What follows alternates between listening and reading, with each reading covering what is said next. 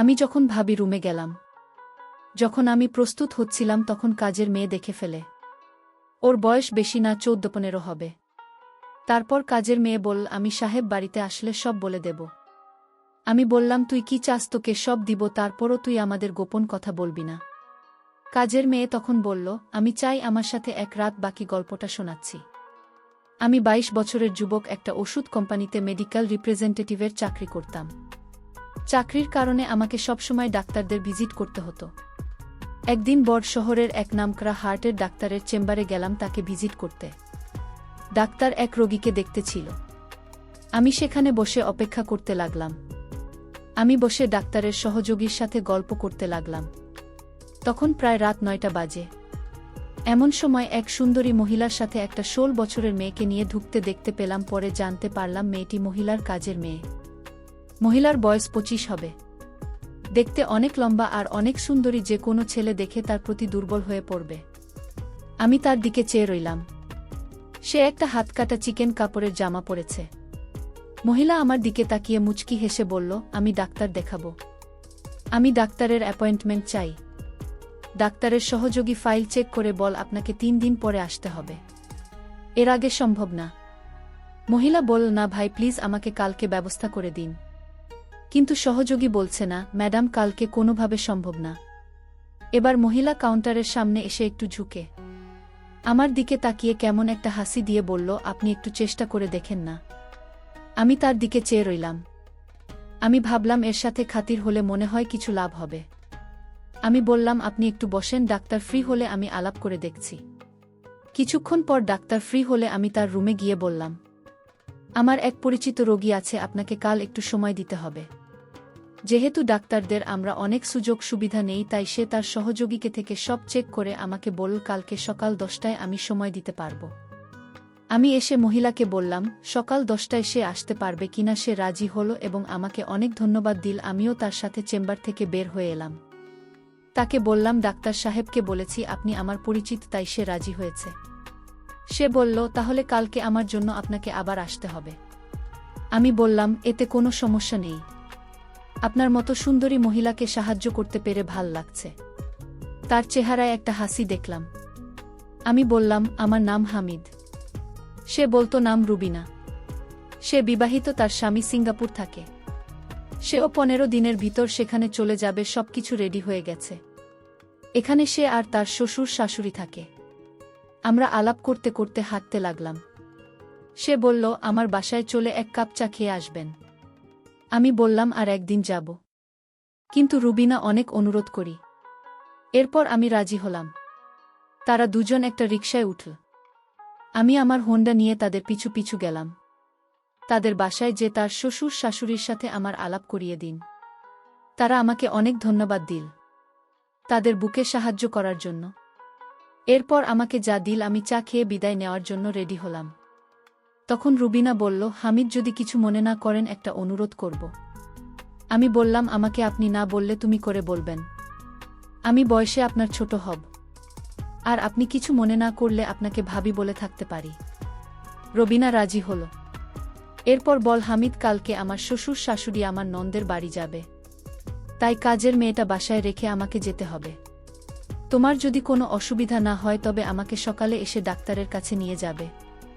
আমি মনে মনে অনেক খুশি হলাম। আমি বললাম, ঠিক আছে, আমি সকাল 10টার সময় চলে আসবে। এরপর বিদায় নিয়ে চলে আসলাম। আমি খুশিমনে বাসায় ফিরে আসলাম। আসলে এখানে এত স্মার্ট মেয়েরা থাকতে পারে আমার কল্পনা ছিল না। আমি সব সময় তা ফলো করে বেড়াই। আমি বাসায় এসে খাওয়া দাওয়া করে রবিনা ভাবের কথা ভেবে শান্ত হলাম। আর কালকে সকালের জন্য অধীর আগ্রহে অপেক্ষা করতে লাগলাম। পরের দিন সকাল 8টায় ঘুম থেকে উঠে আমি রেডি হয়ে রুবিনা ভাবির বাসায় চলে গেলাম। গিয়ে দেখলাম রবিনা ভাবে রেডি আর তার শ্বশুর শাশুড়ি রেডি হচ্ছে মেয়ের বাড়ি যাওয়ার জন্য। আমি আমার হোন্ডার পিছে রুবিনা ভাবিকে নিয়ে চললাম। তারপর বাসার সামনে হাজির হলাম।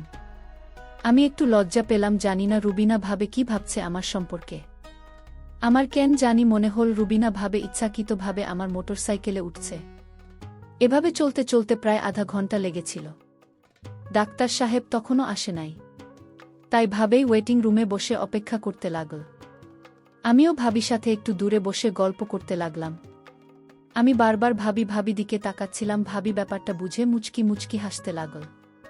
কিছুক্ষণ পর ডাক্তার সাহেব এসে ভাবিকে দেখুন।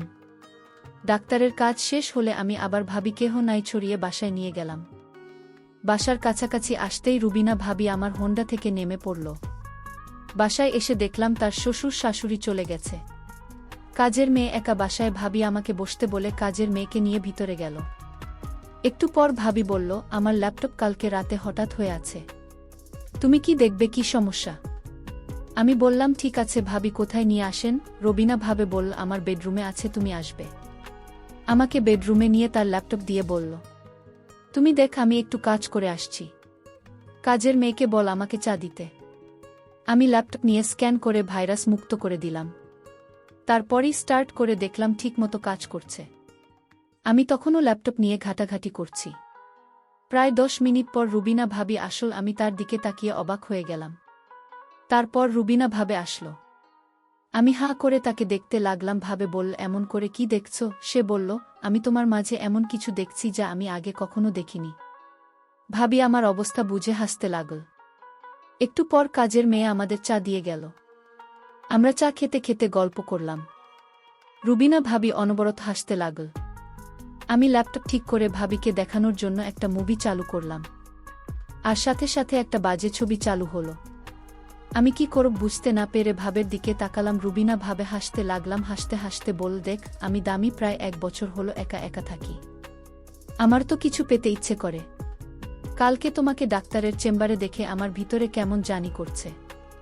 তোমাকে নিয়ে আমার মনের ভিতর একটা আশা জাগল। আমি ল্যাপটপ বন্ধ করে উঠে দাঁড়ালাম। রবিনা ভাবে হেসে উঠে গিয়ে রুমের দরজা বন্ধ করে দিল। রবিনা ভাবি দরজা বন্ধ করে আমার সামনে আসলো। এমন সময় হঠাৎ করেই দরজার বাহিরে থেকে 16 বছরের কাজের মেয়েটা নখ দিয়ে ডাক দিল। আমি মনে মনে বললাম, আসার আর সময় পেলি না। রুবিনা ভাবিকে কাজের মেয়ে বলল, আপনি ওনাকে নিয়ে এখানে কি করছেন? রবিনা ভাবে বলল, আমি যা খুশি তাই করছি, তোর তো সাহস কম না। আমি এখানে কি করছি তাই তুই জিজ্ঞেস করলি আমারে? কাজের মেয়ে বলল, ম্যাডাম, আমি তো খারাপ কিছু বলিনি। ম্যাডাম বলল, তুই এখন যা, তোর রুমে গিয়ে ঘুমা। কাজের মেয়ে তখন বলল, ঠিক আছে ম্যাডাম, আমি যাব। কিন্তু আপনারা যা করছেন তা কিন্তু মোটেই ভালো না সাহেব বাড়িতে। আসলে আমি সব বলে দেব। কাজের মেয়ের মুখে সব কথা শুনে আমার মেজাজটা এত খারাপ হলো। আমি বললাম, এই ছোটলোক, আমি এখানে কি করছি যে তুই আমার স্বামীকে বলবে? ম্যাডাম, আপনি তো ভালো করে জানেন কি করতে চাইছেন। বাহিরের একটা লোক রাতের বেলায় কারো বাসায় এভাবে থাকতে পারে? আমি বললাম, তুই কাল থেকেই বাসায় আসবি না। আমি তোর চেহারা দেখতে চাই না। 2 দিন দিনভর পাকামি করছিস। ঠিক আছে ম্যাডাম, আপনার মতো খারাপ ম্যাডামের বাসায় কাজ করার ইচ্ছাও আমার নাই। তবে ম্যাডাম, আপনি মনে রাখেন, আজকের দিনের কথা। আজকে আপনি কি করতে চাইছিলেন তা কিন্তু আমি ভুলব না, আর বলেও দেব। আমি কাজের মেয়েকে বললাম, এগুলো আমার স্বামী কখনো বিশ্বাস করবে না। কাজের মেয়েটি তখন বলল, বিশ্বাস কিভাবে করতে হয় তা আমার জানা আছে। কাজের মেয়েটি তখন বলল, আমার মোবাইলের সব রেকর্ড করা আছে। একটা অচেনা ছেলে আপনার রুমের ভিতর কি করে সেটা আজ বাচ্চা ছেলেও বুঝবে। কাজের মেয়েটা এত পাকা পাকা কথা জানে আমি জানতাম না। আর তাছাড়া তার মাথায় প্রচণ্ড বুদ্ধি আছে। আমি এখন কি করব বুঝতেছি না। তখন হামিদ বলল, জমা করে কোনো সমাধান হবে না, আরও মান সম্মান যাবে। আর তাই আমি এর সমাধান করছি। ভাবি, আপনি কোনো কথা বলবেন না? আমি কাজের মেয়েটিকে জিজ্ঞেস করলাম, আচ্ছা তুমি কি চাও এর বিনিময়ে? কাজের মেয়েটি বলল, আমি কিছু চাই না। আমার টাকা পয়সার কোনো লোভ নেই। আচ্ছা তাহলে কি করলে তোমার মুখটা বন্ধ রাখবে? আমাদের কথা কাউকে বলবেন না। কাজের মেয়েটি বলল, একটা জিনিস আছে, যদি দেন তাহলে আমি কাউকে বলবো না। আমি বললাম, এই তো কাজের মেয়েটি, অনেক লোকই আছে। ঠিক আছে বলো তোমার কি জিনিস চাই। কাজের মেয়েটি তখন বলল, আপনি ভাবির সাথে যা করতে চেয়েছিলেন আমিও তো চাই। কাজের মেয়ের মুখে এমন কথা শুনে আমার কলিজাটা কেঁপে উঠল। আরে বলে কি? আমি তখন কাজের মেয়েটিকে প্রশ্ন করলাম, এর আগে কি তুমি এরকম হয়েছে তোমার সাথে? কাজের মেয়েটি বলল, না হয়নি, আমি আর চাই। আমি কাজের মেয়েটিকে বুঝিয়ে বললাম, দেখো তুমি এখনো বাচ্চা মেয়ে। আচ্ছা তুমি নিজেই বলো, এখন কি তোমাকে বিয়ে দেওয়া ঠিক হবে? কাজের মেয়েটি বলল, আমার পাশের বাড়ির বান্ধবীর। সে আমার থেকে 3 বছরের ছোট। তার যদি বিয়ে হতে পারে তাহলে আমার হতে পারে না। আমি কাজের মেয়ে। প্রত্যেকটা কথা শুনে অনেক অদ্ভুত লাগছে। আমি তখন কাজের মেয়েটিকে ধমক দিয়ে বললাম, তুমি যেসব বলছো তোমার কি ভয় করছে না? ভয় করবে কেন? আজকাল তো এসব বিষয় পানি ভাত আরে বলে কি। আচ্ছা ঠিক আছে, আমি যদি তোমার কথা রক্ষা না করি তাহলে তুমি সব বলে দেবে, তাই তো? যদি আপনি আমার কথা না রাখেন তাহলে আমি অবশ্যই বলে দিব। এতে আপনার সমস্যা হবে, আর ম্যাডামের সমস্যা হবে। আমি তখন কাজের মেয়ের সাথে কথা বলে পারছিলাম না, আর তাই তার প্রস্তাবে আমি রাজি হলাম। রবিনা ভাবে বলল, আপনি কি বলছেন? এসবও কি পারবে আপনার সাথে? আপনি কি পাগল হয়ে গেছেন নাকি? আমি বললাম, দেখো, ওর মুখ চাপা দিয়ে কথা ঢেকে রাখার জন্য এছাড়া আমাদের উপায় নাই। সে পারুক না পারুক সেটা তার বিষয়, আমি চেষ্টা করে দেখতে পারি। রবিনা, ঠিক আছে, আপনি যা ভালো মনে করেন তাই করেন। পরে সমস্যা হলে আপনি বুঝবেন, সেই চিন্তা তোমার করতে হবে না, আমি সব সামলে নেব। আমি তখন কাজের মেয়েটাকে বললাম, কোথায় যেতে হবে বলো? কাজের মেয়েটি বলল, এই ভাষায় আরও একটি রুম আছে, যে রুমে আমি রাতে একা থাকি সেই রুমে। কোথায় সেই রুম? কাজের মেয়েটি বলল, আসুন আমার সাথে। আমি কাজের মেয়ের পিছু পিছু গেলাম। তারপর সে একটা ছোট্ট রুমে থাকে, সেই রুমে আমাকে নিয়ে গেল। আর রুবিনা ভাবে বলল, আপনি যান, চিন্তা কইরেন না, আমি আছি বারান্দায়। আমি রুবিনা ভাবিকে বললাম, ঠিক আছে, আপনি বারান্দায় থাকেন। তারপর কাজের মেয়ের রুমে ঢুকলাম। কাজের মেয়ে বলল, আপনি অনেক সুন্দর দেখতে। আমি বললাম, তাই? কাজের মেয়েটি তখন দরজাটা লক করে দিল। আমি হামিদকে বললাম, দেখুন, আমি দরজাটা লক করে ঠিক করেনি। সে বলল, উত্তম কাজ করেছে। কাজের মেয়েটি তখন বলল, আপনার সাথে হওয়ার আগে আপনি আমার হাতের তৈরি করা চা খাবেন না? সে বলল, চা খেলে মন ভালো থাকে, তুমি চা বানালে আমি অনেক খুশি, আর চাটা খেয়ে নিলে ভালোই হবে। আমি হামিদের জন্য চা বানালাম। আমি হামিদকে চা হাতে তুলে দিলাম। হামিদ বলল, তুমি চা খাবে না? আমি বললাম, আমি চা খাই না। আপনি খান, আমার চায়ের প্রশংসা সবাই করে, আপনিও করবেন আশা করি। তারপর আমি চা খেতে শুরু করলাম, আর কাজের মেয়েটি আমার দিকে অন্যরকম দৃষ্টিতে তাকিয়ে রয়েছে। আমি চা খেতে আমার বুকের ভিতরটা মনে হচ্ছিল পুড়ে যাচ্ছে।